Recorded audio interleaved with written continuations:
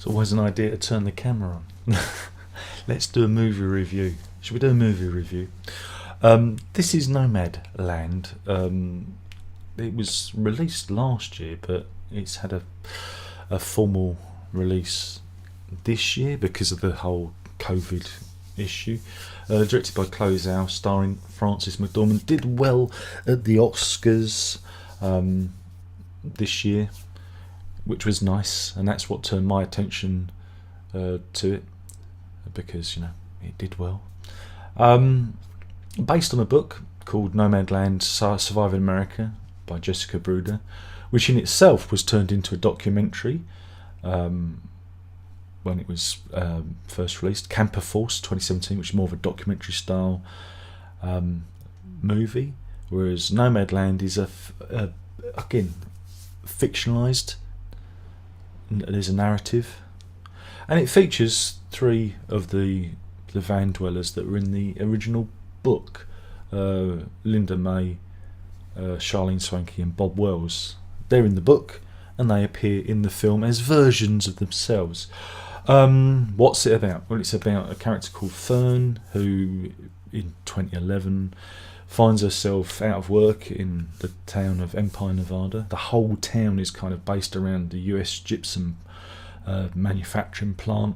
It closes and it devastates the town, and so she's forced to kind of hit the road and find a new way of living. And it's told in a very fragmented style. Again, you get the sense of time passing, but it's not evident. They don't put up title cards saying 6 months later or whatever. You just feel the seasonal nature of her work. She's working at Christmas at Amazon, doing the fulfilling in the warehouse. Then she moves on, and the weather gets warmer. She goes to different places and she moves nomadic, like around the US. And it's a very reflective movie. It's a movie that has a lot of headspace for you to think. It's a slight movie, It's a blink and you'll miss it kind of film. If it hadn't have had all the awards, it could have been an independent movie that people hadn't seen. It's one of those. That's how it feels. It doesn't feel like a. Well, it isn't big budget. I think it had a budget of $5 million. But it's a compelling watch. It's beautifully shot. It's beautifully made. It has a Ludovico Einaudi, who's a pianist. He does these haunting piano pieces. Some people, I think he's like see him as like a populist player, but his music sits very, very well. And when it came on, I recognised. I was like, that's that Einaudi fella, because I'd heard him on Classic FM or one of those ones on the radio. So yeah, it was on Disney Plus. So me and the missus settled down to watch it because it had done so well at the Oscars. And yeah, I really enjoyed it. And again, it's Frances McDormand's performance. She's very, very compelling. Well, she's a great actress. It's her third Oscar that she won on the back of this, and there's no surprise. But it's an uncompromising, unflattering performance, because she's basically living in the back of a van, and so we share that with her. There's no airs and graces here, but it's also a film about humanity. It's about the good in people. It's a film about grief, because at the heart of it, it's about her husband passing and her letting go of a life that she wasn't necessarily keen on, but she stayed with because of her love for her husband. She always had a wandering soul, it turns out. If you watch the film, there's no spoilers in this, trust me. There's not a lot to spoil, because it's not one of those movies. Things happen, but it's a movie about life, and so the actual thrust of the narrative is more mundane. It's more coping with things that go wrong on a minor level than a major level. But there are many topics in here.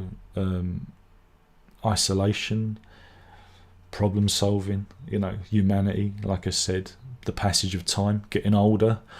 Mortality. There are lots of threads in this with the people that she meets, the people she leaves behind, and I thought it was just a marvellous film, and it dovetails into a film that I'm a big fan of, which I'm going to review straight after this, called Into the Wild, which was made in, I think it was 2007, but I'll talk about it in the next film. But they act as a very good companion pieces, both based on real books, though this took a more, fictionalized narrative view of the original book,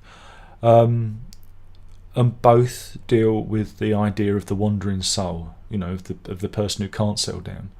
Because even if the lead character in this, Fern, had a house and a home and a job, you still get the feeling she'd be looking at the road and she'd want to be, on her own. There's some of her behaviours that you think, it's on the spectrum. Again, when you have a child on the spectrum, you see things through different eyes, and that's the same with Into the Wild. But yeah, it's a beautiful film, and it's just, I thought it was really good, and it does, like I said, it won all the Oscars, and then after watching this with me, I said, well, you're going to watch Into the Wild with me, and that's what we're going to talk about next, which is a film I've got a lot of time for. So yeah, I mean, you got to watch it. It's not going to be for everyone, because it's it's not all there's not a lot of action in it.